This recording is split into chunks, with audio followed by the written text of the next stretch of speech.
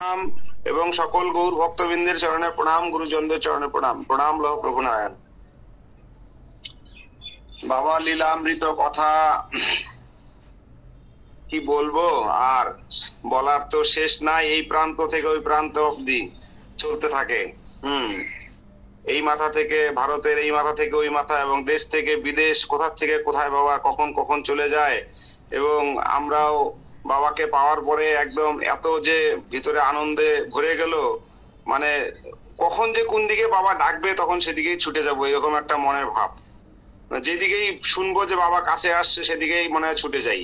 এই যে আমাদের এনজিপি স্টেশনের উপর দিক দিয়ে বাবা যখনই যায় এবং আসেন আসাম দিকে, সঙ্গে সঙ্গে আমরা কোনোদিনও আমরা মনে হয় না যে বাদ দেই, বাবাকে একটু দর্শন করে আসি গিয়া, এইরকম। কিন্তু বাবা তো আমাদেরকে সব সময় স্টেশনে গেলে পরে বলে, আমার চরণে তোমরা কেউ কিন্তু স্পর্শ করবে না। হ্যাঁ, তোমরা সবাই আমাকে হাত জোর করেই প্রণাম করবে। হ্যাঁ, কারণ আমি যখন রাস্তায় চলি তখন আমার শরীরে অনেক রকম জাম থাকে, তোমরা সেটাকে নেওয়ার চিন্তা করবে না। এইরকম ভাবে আমাদের বাবা শিক্ষা দেয়। এবং বাবা কি করলেন, আমাদের সেই আবার কাশিতে উৎসব, জন্ম উৎসব বাবার, সেই উৎসবের জন্য আমাদের যাওয়ার জন্য বাবা বললেন। আমরা তো সেই উৎসবে যাওয়ার জন্য রেডি, এবং সেই উৎসবে গেলাম। হ্যাঁ, এটা সম্ভবত 2013 এরকম হবে, 12 কি 13 এরকম হবে। ওই সময় সেই বাবা জন্ম উৎসবে যাব, সেই এত আনন্দ মনের মধ্যে। হ্যাঁ, তারপরে গেলাম, সেই ভক্তরা, অনেক ভক্ত যায় নিয়ে দেখি লঙ্কার থেকে এত ভক্ত আসছে। লঙ্কার ভক্তরা তো আসলো মানে তারা মানে বলে না কীর্তনিয়া সদা হরি, স্বয়ং হরি মনে হয় তারা চলে আসলেন এরকম। ওখানে আসলেন তো সকাল থেকে তো সেবা কাজ হাবি জাবি এই সমস্ত চলছে, সেবা আদি। হ্যাঁ, তারপরে দুপুরবেলা একটু বিশ্রাম করতে না করতেই বিকালবেলা মানে 4টা বাজতে না বাজতেই শুরু করে দিল তারা কীর্তনের দল আসর। এমন ভাবে কীর্তনের আসর শুরু করলো, সেই কীর্তনের সামন থেকে আর মনে হয় না যে কোনো কোথাও সরি। এইরকম ভাবে মানে আনন্দ তারা মানে চালিয়ে যাচ্ছে। আর বাবাও কি করেন, বাবা আইসে নিয়ে তাদের মাঝখানে বসে পড়েন। আর সেই দৃশ্য দেখে নিয়ে আমাদের কি আনন্দ লাগে।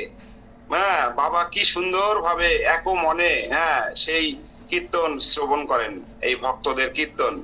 হ্যাঁ, এত সুন্দর কীর্তন, নানান রকম গুরু কীর্তন, নারায়ণ বন্দনা থেকে শুরু করে বাবার কত রকম কীর্তন, শিবের কীর্তন চালাইতে থাকেন।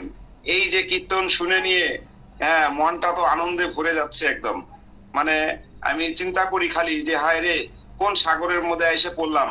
হ্যাঁ, এত আনন্দ, এত আনন্দ, যেদিকেই দেখি সেদিকেই খালি আনন্দ। হ্যাঁ, আমরা এমন কি সুকর্ম করছি যে এত সুন্দর গুরু পাইলাম। হ্যাঁ, এই গুরুকে পায় নিয়ে এত বাড়ি ঘরের কথা সবকিছু ভুলে গেলাম মনে হয়, এরকম একটা মনের ভাব হয়ে গেল। তারপরে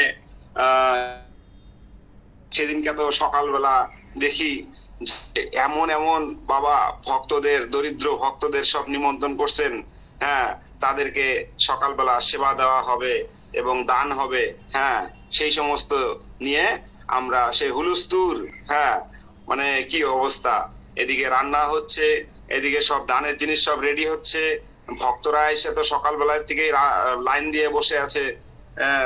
তারপরে তাদেরকে সব সেবা দেওয়া হচ্ছে, কখনো চা বিস্কুট, কখনো কফি, এই সমস্ত দিয়ে লাস্টে তাদেরকে সেবা দেওয়া হচ্ছে। তারপরে আবার তাদেরকে দান দক্ষিণা দেওয়া হচ্ছে।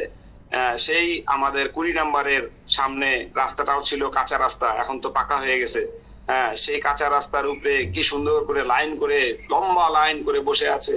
আর ওখানে আমরা সবাই সেই বালতিতে করে খাবার সব নিয়ে সবাই ডিস্ট্রিবিউট করছি। এত সুন্দর আনন্দ, এই আনন্দ মানে কোথা থেকে যে কত ভক্ত বাবার চলে আসলেন, কেউ মানে বলা বাহুল্য, এটা বলাই যায় না।